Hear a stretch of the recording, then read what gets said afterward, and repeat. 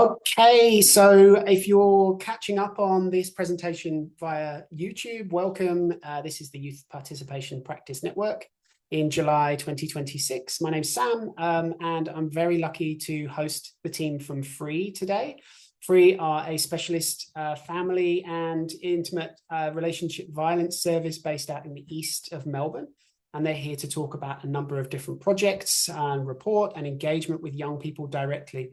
We've got the fantastic Jordan, Rebeckah, and Sami here to speak through their experiences, their learnings, and to pose us some questions to think about in our work as well. So without any further delay, I'll pass over to the team and I'll jump back in for discussion time as needed. Wonderful. Thank you, Sam. And thank you everyone for having us today. I am going to share our PowerPoint presentation. If at any point you have any questions or anything like that, please pop them in the chat, and one of us will answer any of your queries. But before we begin today, I'm going to complete an acknowledgement of country. So we at FVREE acknowledge that our work occurs primarily on the lands of the Wurundjeri Woi-wurrung and Bunurong peoples. We honour their ongoing connection to land and waters as the oldest continuous living culture on Earth, and we pay respects to elders past and present and acknowledge Aboriginal and Torres Strait Islander peoples as the first peoples and that sovereignty has never been ceded. We also acknowledge the sobering reality that Aboriginal women, children and young people experience family violence at disproportionate rates. At FVREE, we also support all victim survivors of diverse abilities, ages, genders, bodies, sexualities, relationships, faiths and cultures, committing to a vision of community free from family violence where everyone is safe. We also want to start today just with a bit of a trigger warning and to encourage everyone, if anything that we say brings anything up for you, whether it was an experience in your work practice or your personal life, we really encourage you to just take a moment to look after yourselves. Please turn your video off, walk away if you need to, get a warm drink, go outside, whatever that looks like for you. We really want to honour the strength and resilience of adults, children and young people who have experienced family violence and sexual assault, and recognise that responses to family violence must be informed by their expert knowledge and advocacy. We pay respects to those who have not survived and acknowledge the lasting impacts of this preventable violence on individuals, families and communities. We particularly want to highlight the 4 women, including the 2 young people who have been murdered by men or boys that they knew within the last week in Australia.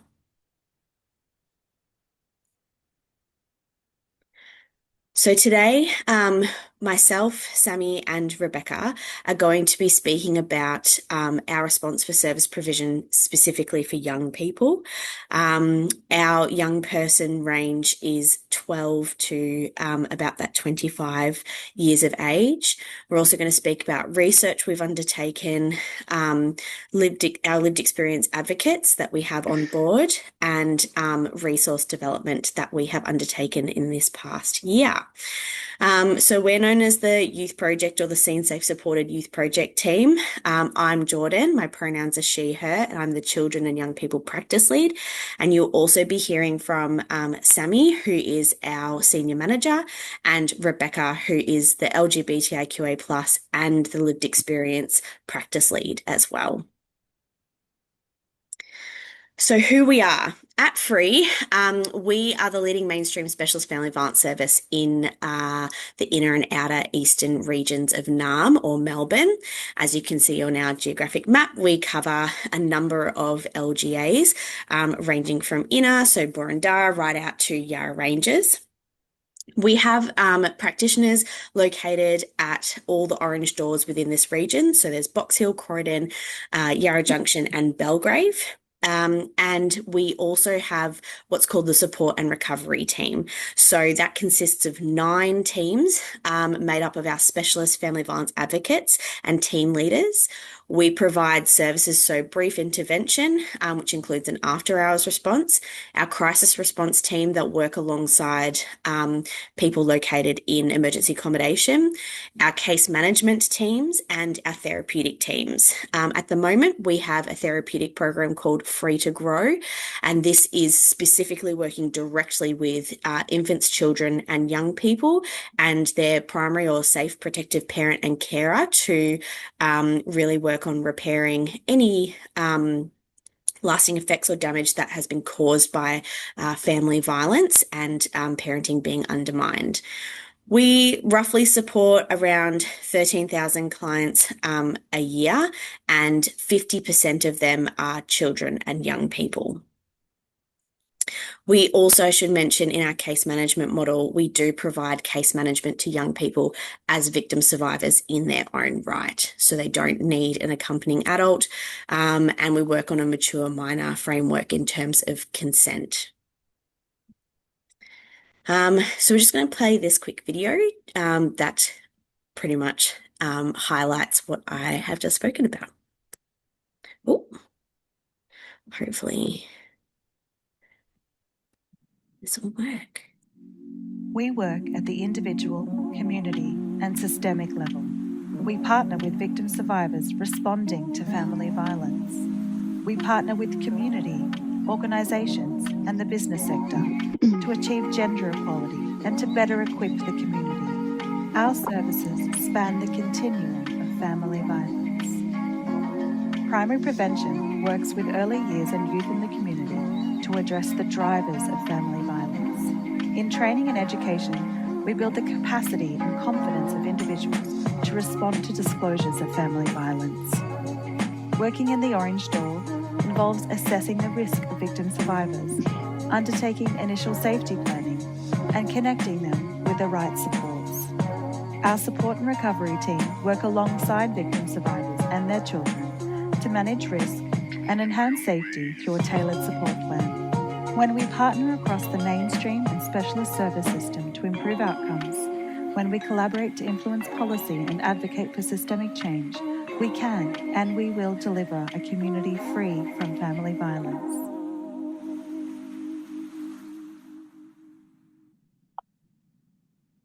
So I'm going to start with a bit of background and then I'm going to hand over to Sami.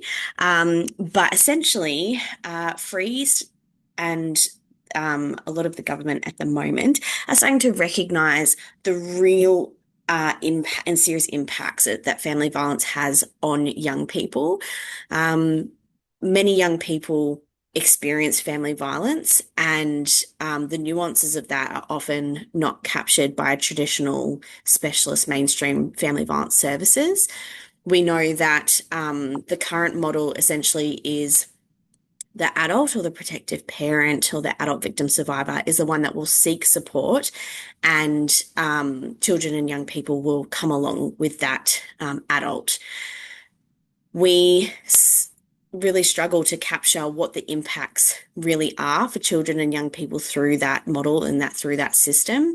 But we do know, and there is plenty of research and evidence to point to that the impacts are damaging, long-lasting, and across a lifetime as well. And I know a lot of you, especially that are working in mental health or substance use dependent services, see that and know that as a real reality.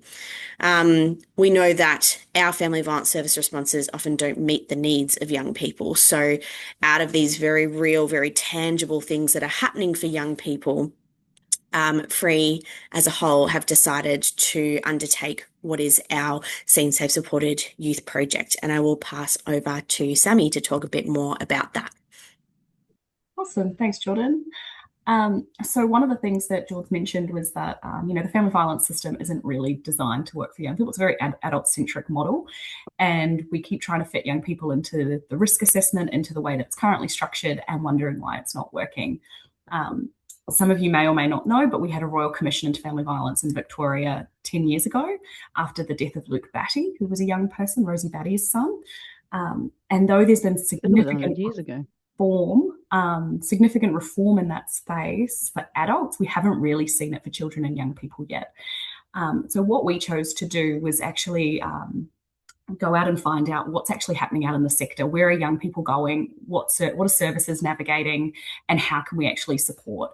And so we met with 10 young people with lived experience. We had over 100 consults in the Eastern region and further afield, and we hosted a youth forum of key stakeholders in the Eastern region to find out what was happening and what are the barriers for young people accessing our services. And what we decided, or where we came to, was we have actually developed a report that has all of those findings that will pop into the chat. But part of that, we actually have redesigned a new service model for how we can better work with young people. And this came from our young lived experience advocates themselves. So on the next slide, we'll talk to the 3 pillars. And those 3 pillars really change the way in which we will be working with young people. So the first one is around SEEN, which is our pillar 1.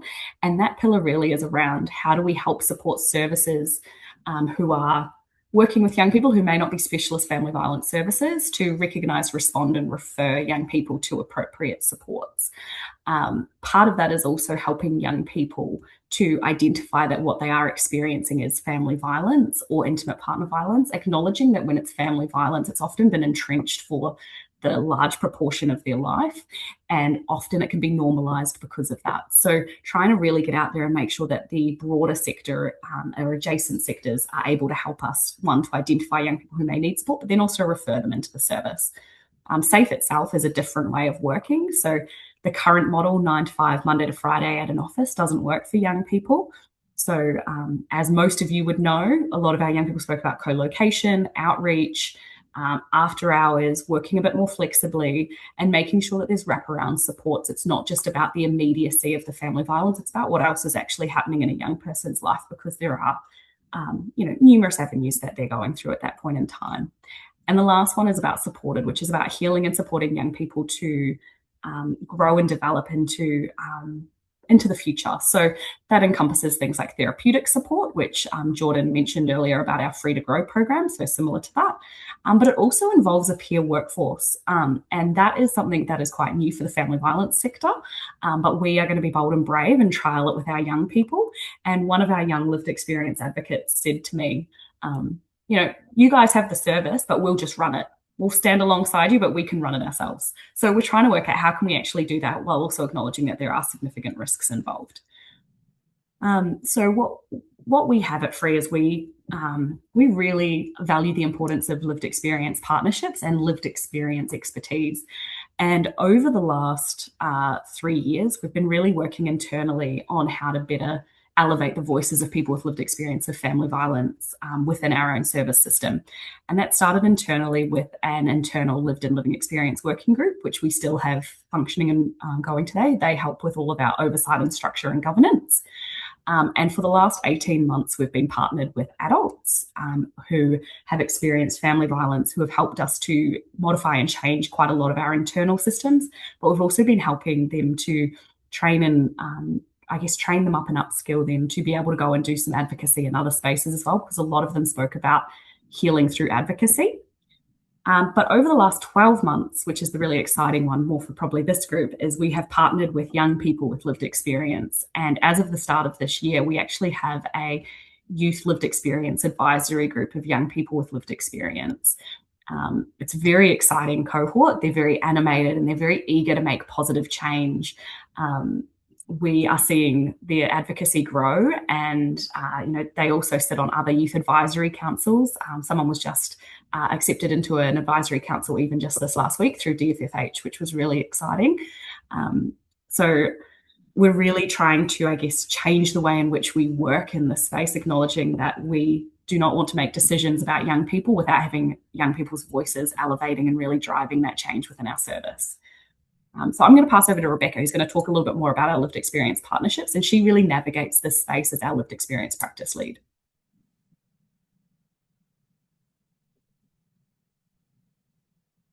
Hi everyone, Rebeckah speaking. Thanks Sami and Jordan for framing the way we work with young people.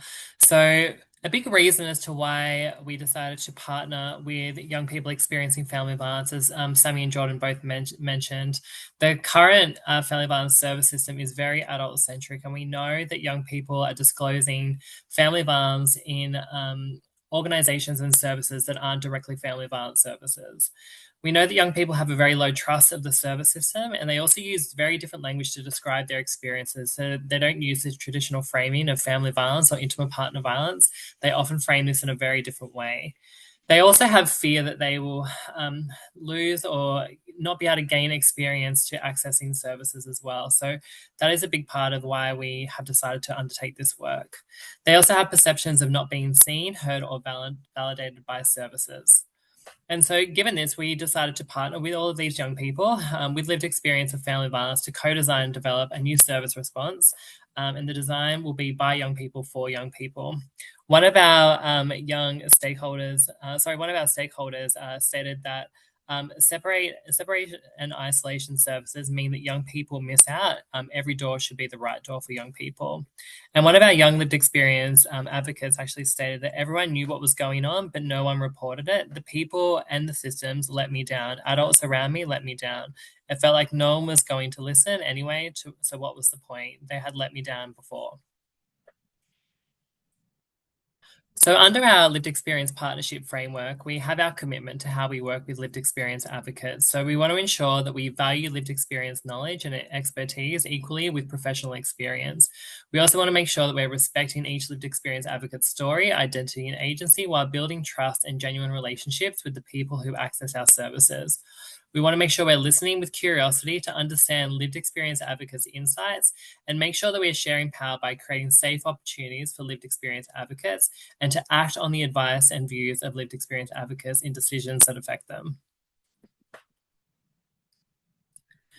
And so through this work that we've done over the last 18 months of working with lived experience advocates, we wanted to make sure that we are doing ethical practice. So all the work that we do, all the projects that we're involved in are lived experience advocate led. We want to make sure we're providing wraparound support for them as well, and ensure that FVREE's internal lived experience working group can contribute to this. So internally at FVREE, we have a lived experience working group that is made up of FVREE staff, and they're supporting this work alongside our young lived experience advocates. We want to make sure that accessibility and cultural needs are met for our lived experience advocates. And we make sure that we check in with them around anything that they may need or any adjustments they may need or any kind of cultural practices that we need to be aware of in order to support them in a really safe and ethical way. All of our lived experience advocates are paid for all of their engagements and their work with us, and we make sure that remuneration is paid well above industry expectations. It's really important for us as well to make sure we're humanizing the experiences and there's no kind of power imbalances between us. That can be a really hard balance to undertake when you're working in a professional space and working with people with lived experience, but we really want to humanize that experience and not be treating that as a power imbalance where we're the professionals and you're the lived experience advocates. We've got to make sure it's a very even playing ground and to ensure their voices are heard and elevated. It's also really important to have social engagement and distinct separation from the staff-client relationship. And so we make sure that we are engaging with all of our advocates in a way that does feel engaging for them and ensuring there's a wraparound support for them as well. So anything that they're engaged in, we always make sure that we're having any kind of pre-brief with them or a debrief with them. And the debriefs can be quite creative, from going to lunch, having a casual conversation to more formal explorations of how to support them. We also want to make sure we're providing opportunity for feedback and one-on-one support. So a big part of the one-on-one support for our current lived experience advocates is they will be engaging in external supervision, which has a kind of therapeutic framework wrapped around it. We want to make sure that their voices can be heard outside of the experience with us, and so they feel like they can speak to someone else outside of our organisation.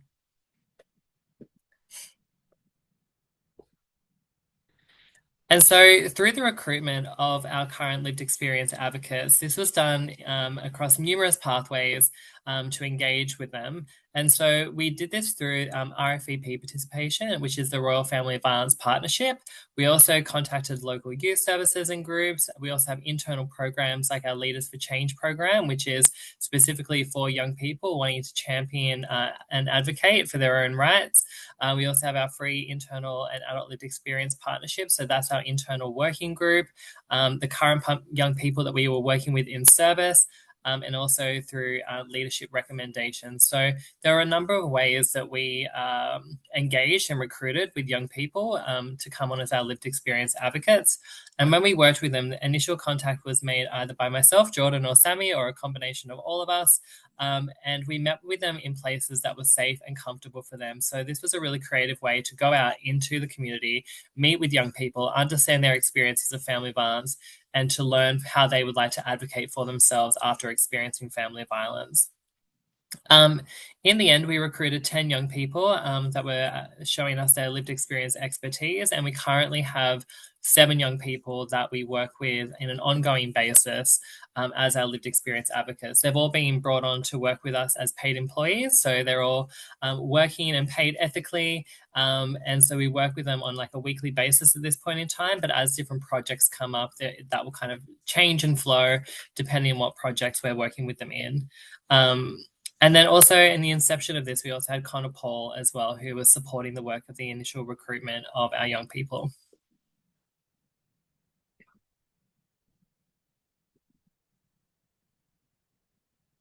And so some of the challenges that have come up through this work. So in the initial stages, we worked with adults that had lived experience of family violence, and then concurrently, we were also working with young people that have lived experience of family violence. So we had 2 lived experience projects happening at the same time. I was leading with the adults and Sami was leading with the young people. And now we currently have a strong focus on young people. And so some of the challenges that can come up in the lived experience space, especially when we're thinking about family violence, is ensuring that consistent engagement is ongoing with our lived experience advocates to allow opportunity to engage and partner with us. I think like a lot of youth services or a lot of organizations in the community service sector, we are quite under-resourced, both in the sense of like staff and funding, but we're working on those challenges at the moment. There's also a big part of this work that can be the exposure to trauma or triggering each other through shared lived experience of family violence. So through this work, what we found is that people, of course, would like to talk about their experiences, and we like to hold space for that, but also at the same time, it's managing that different people are on a part of their healing journey, and we want to make sure that other people aren't getting triggered or re-traumatized through the experience of others sharing their lived experience while still holding that space for people to share their truth. We also want to ensure that we're not working in a tokenistic way and that engagement from participation is not one-sided. We don't want to make this an engagement that is purely for the basis of free to understand the lived experience of young people and their experiences of family violence. We want to make sure this is just as rewarding and validating for their experiences. And I think I'm going to pass over to you, Sami. Okay, thanks, Rebeckah. So it's coming out of our lived experience partnership. It's always nice to hear feedback. We really heard was, I guess, an overwhelming want to engage with FVREE in a lived experience advocacy space. At the moment, we currently have a wait list of about 100 people who would like to partner with us on our lived experience portfolios moving forwards. And as Rebeckah mentioned, you know, there can be challenges with that. FVREE fund it completely ourselves. We're not funded to provide lived experience partnerships, and we really strive to be as ethical as we can in this space. So that does mean that, you know, we pay at a higher rate than most other organisations will, and we make sure that people are really covered and compensated for their time, their expertise and their wisdom. Everyone who has been working with us, we try to work within quite a long time frame. So 12 to 18 months is the time frame that we've been trying to work with at the moment. We're not too sure how long the Youth Lived Experience Advisory Group will continue for, because this work is ongoing. So that may extend a little bit longer with our young people. And one of the really resounding things that we've heard is this desire to help others and pay it forward. Pay it forward is something we've heard a lot in this space, that people who come from lived experience really heal from working with others and want to help other people so that their experience is better than an experience that someone else has had. So for some of our young people, the first time that they ever disclosed experiencing family violence was to either myself, Rebeckah, or Jordan. And then joining this group, they've spoken about how impactful it was and how important it was for them to actually find other young people who have had similar experiences to them in their childhood, and how healing that has been for their growth and development.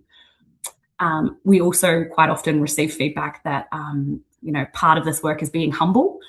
We have to accept that there's things that we are doing that aren't helpful in the space, and that we need to be able to hear that feedback and be accountable to actually create the positive change that people are telling us that they need. And that's one of our driving factors in everything that we do. So what did we do? Resources that, like I mentioned, it's not funded government to do this, so we have gone internally to fund that ourselves and continue partnering with lived experience advocates.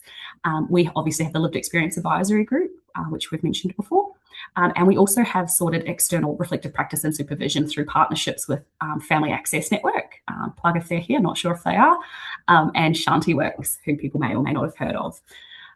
The activities that we work with within our lived and living experience partnerships so far have been a lot of document review, so resourcing and governance documents, so review but also development. We have a partnership that we are currently working through with Chisholm Institute for an educational pathway for people who may want to join the family violence sector, particularly after they've completed their lived experience advocacy with us, and that hopefully helping with their entry pathway. Obviously, we have the advisory group. Earlier this year, we launched our Seen Safe Supported report, which we will talk to a little bit later very briefly. But that was all led and organised by our young people, even down to how it was facilitated on the day. We have helped, or we're working with YACFIC on a YERP article development, which again will be launched in a few months. And our young people will also be joining us on our All Staff Away Day, and they're really excited to hold their own panel for our staff to talk to our staff about what are the barriers, what can services do to actually work more closely with young people, what do young people want, and what does it mean for them to be part of a lived experience advisory group. And one of our young men in our group popped down in, that's his quote in the corner, again, talking about how important it is for peer workforce and peer networking in this space. So our future focus is we're really continuing the young person advisory group for the rest of this year. Like we mentioned, ensuring that payments are ethical, and a lot of organisations are going through this space at the moment on how do we actually appropriately pay people for their time. In particular, it's happening in the adult space, but there is a need for it to go into the youth space as well. So if anyone is considering this work, I would encourage you to reach out to me if you would like some information on that space or if you'd like any support. We have completed training with our young people. So all of our advocates have gone through an internal training system on, scaffolding on how best to support lived experience advocacy spaces. So how do you set the scene? How do we understand what it means to be an advocate? How do you safely share your story? And when do you choose not to share your story? What does self-care look like? What does ethical partnering with organisations look like? And what does power sharing actually mean? Because we all throw that around, but what does it actually mean on the ground? Moving forwards, we actually have, we will be developing quite a lot of resources to work with young people in the family violence space that everyone will be able to access. The first launch will be in early 2027. We're actually going to be partnering with our lived experience advocates, but also several schools in the Eastern region to develop resources for young people to be able to understand that what they're experiencing is family violence, and also be able to recognise it in peers or in friends, and where to reach out to for support. So that will involve videos, posters, brochures, resources, and really a saturation model within the Eastern region, but they will be universal to be able to be used nationally. We also have a young person safety planning resource that will be launched in the next couple of months that organisations will be able to use, that has a tip sheet. It has a background for why you would want to use a safety planning document, what the safety planning document looks like, and tips for, how to actually safety plan appropriately for young people. We also developed the Youth 3Rs, which Rebeckah will talk to a little bit later, but essentially that's a training for services who work with young people, for services to be able to recognise, respond and refer young people experiencing family violence and intimate partner violence into appropriate agencies. And that was developed off of all of the research that we did last year, but also from our lived experience advocates' voice. And they made sure that there was a lot of, additional parts in there, or additional types of violence that we hadn't even considered, that are really pivotal to young people at the moment in this tech space. And everything that we develop in this space goes past our lived experience advisory group, and they often help with the co-design from the get-go. We have a partnership with the RMIT Centre for Innovative Justice and with Chisholm Institute to continue this work ongoing. And we are going to be developing a youth lived experience peer workforce, like we mentioned earlier. So there's lots on the horizon in the next 12 months for our small but mighty team. And we're really excited to be working in that space moving forward. The next slide is for anyone who may or may not know Connor, but Connor Paul is an advocate. He's a young advocate within the Melbourne region. He speaks quite often about his experiences of family violence, and he really he came to one of our events last year, and he really spoke to us about this idea that no one seems to feel ready to start these programs, but sometimes actually just starting is better than not doing anything at all. And so I think it's really important to ground his voice in this, which is really about making sure that if we see a problem, we need to be doing something about it at a national level, but also at a small grassroots level. How can we better our organisation so that young people have easier accessibility and that there are less barriers for them to actually accessing our support? So as we mentioned, we developed the Seem Safe Supported report. It is publicly available on our website. It goes through all of the barriers that young people have told us that they experience with accessing service response for family violence, talks about their experience of family violence. There's also a lot of services who have really strongly contributed to the development of this resource, and part of it also has a new blueprint that we have launched, which I spoke to earlier about the 3 pillars that really it's an informed blueprint to really highlight the shift that we need in the service system response for family violence for young people. And one of the biggest ones, like we've mentioned a few times, is young people being able to access us independently without their parents, without parental consent under the mature minor model, acknowledging that often young people are seeking support for family violence from that very person who would normally provide consent for them to be able to access a service. So really making sure that barrier is not an issue within the first place. And I'm going to pass to George, who's going to talk to the YERP article a little bit more. And then we only have a couple more minutes left. So thank you for listening. Thank you, Sami. So, we're super excited because we've been able to partner with YPPN in a bit more of a functional way. So for those of you that have been involved in or around YPPN for a while, you'll be very aware of the Youth Engagement Resource Platform, or YERP. And if you haven't, I definitely recommend you go check it out and refer your young people to check it out too. There's a lot of really great accessible information available there.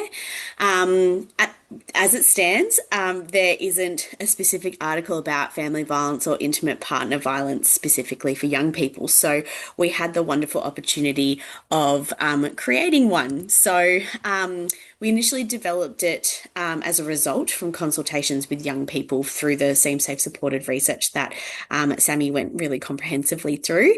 And through that, we developed the meat and bones of the actual YERP article, and we've reconsulted with those young people and redrafted based on their feedback. And that feedback includes, what they wanted to hear, what they wanted to see, also the accessibility of the piece in terms of clickable links and things like that. So essentially what you can expect once the YERP article is launched is that we've tried really hard to make it as accessible and as plain English as possible, information for young people to assist to articulate and identify where family violence and coercive control is happening in their home life or in their relationships, inclusive of casual relationships.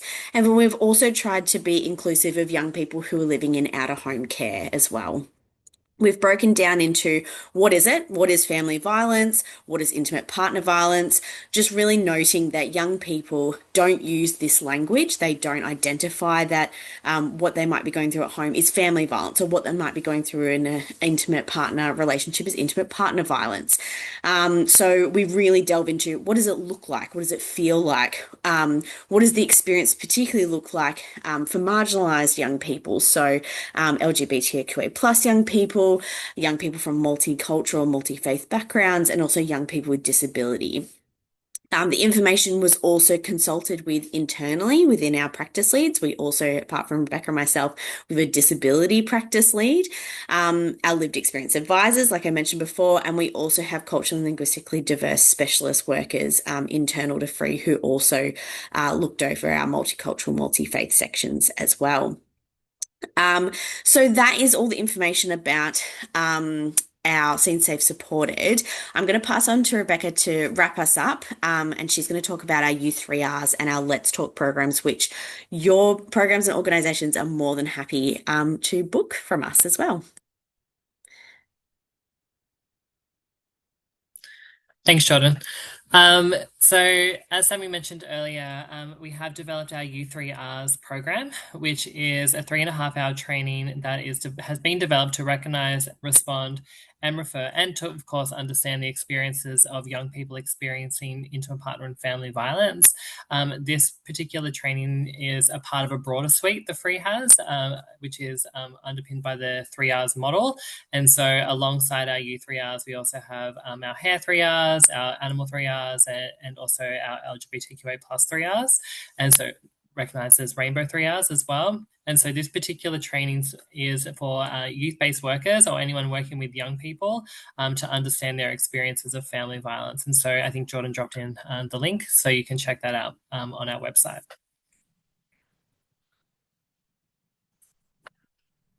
And then finally as well, we also have our Let's Talk, which is an interactive workshop for young people aged 14 to 25.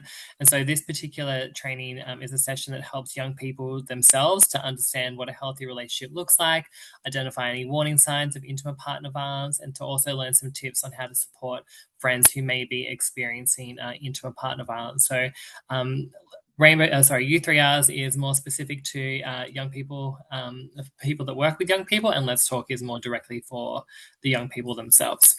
And that's it from us. Thank you.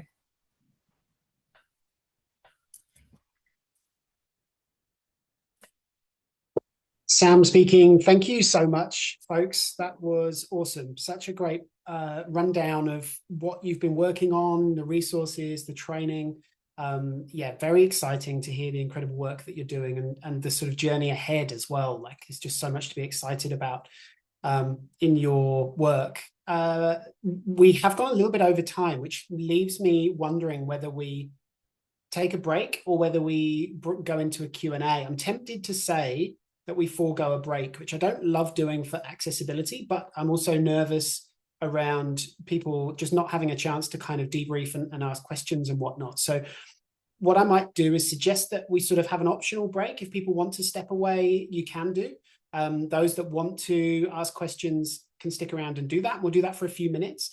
And then we'll jump into breakout groups and you'll have a chance to chat with others about it as well. So yeah, we'll kind of roll on through, I guess. Has anybody got a question that they would like to ask? I'm just looking through the chat and I feel like, yeah, Zoe, great. Do you want to jump in? Thank you. I'm sorry I was a little bit late, so apologies if this question was answered earlier in the session. I'm just noticing that you talking about the trainings that you offer and the 3Rs, and you've separated out different trainings for different issues, young people, LGBTQIA plus and animals. How do you address the intersectionalities of a person's needs when they might, when we're training people to be responding to the needs of young people who might fit into multiple categories? I was just going to, yeah. So they all kind of intersect into each other. So with the U3R specifically, it goes into the specific experiences for people from different parts of the community. So there are slides, information, and experiences of different parts of young people in the community, so LGBTQIA plus, culturally and linguistically diverse, young people that live with disability. So it's all incorporated into the training package itself.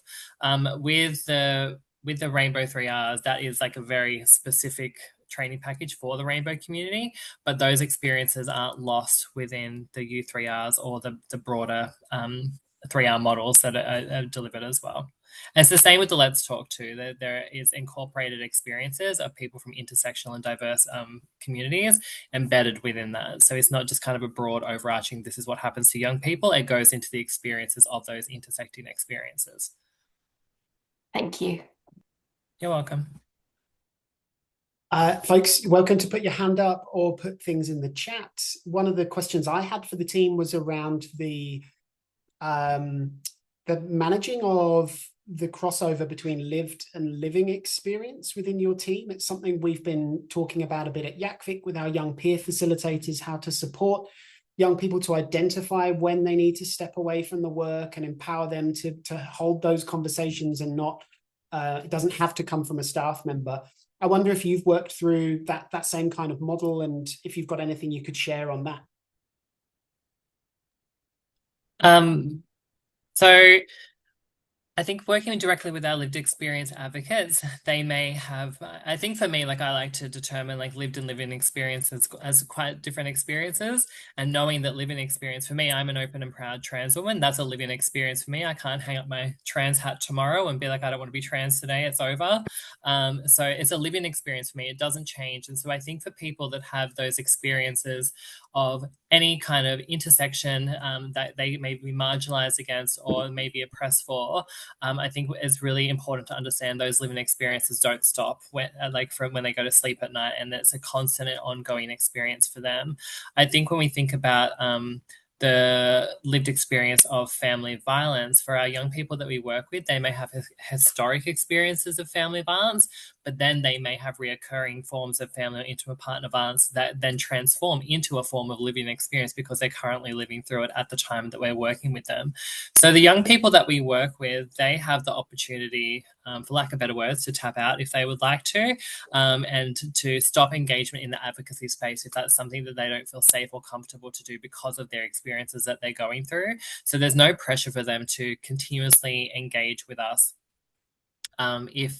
if they are going through something that they need additional support. We also make sure that we're supporting them as well and don't kind of leave them in the lurch if they are experiencing family violence.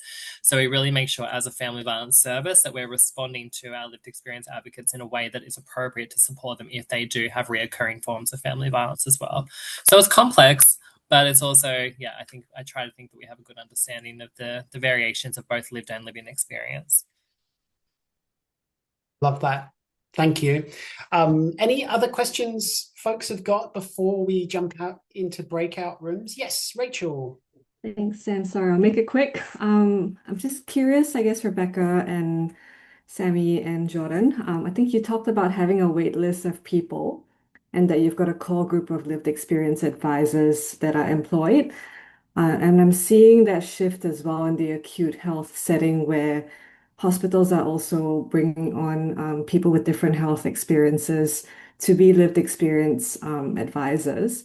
But we also get a lot of interest, people wanting to give back and stay connected and, be involved in all these different things. So do you also draw on the insights of the people on the wait list if there's, like things that you need broader consultation on, or do you mainly work with that lived experience advisor group? I think that's Sorry, a really good question. No, it's a really good question. And I think at the moment we're not, so we don't draw on the wait list at this point in time. But if, for example, we were working within, our next space, we might be, wanting to improve the outcomes for people who come from a multi-faith and multicultural background, then we would draw back on that group if we didn't feel like we had a breadth of experience within our advisory group. Interestingly, actually, our lived experience advisory group is very multi-faith and multicultural diverse. We actually, every single young person on our group comes from some form of differing multicultural or multi-faith background, which is really exciting.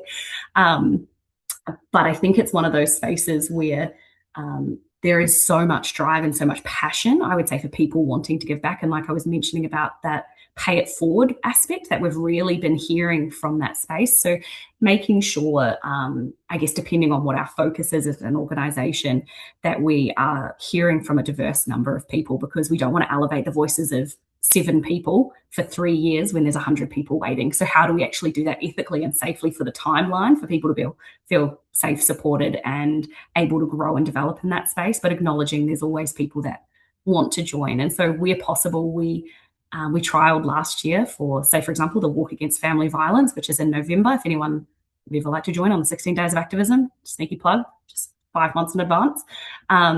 We had our lived experience advisors all come and actually join us on the march, so that if they wanted to actually go and participate, they didn't have to go alone. So where possible, we really make sure that people are included in, I guess, any advocacy that we're doing as well. That's kind of been the way that we've worked through it at the moment. I don't know, Rebeckah, if you wanted to touch on anything on that. No, you covered that really well. Thanks, Sami.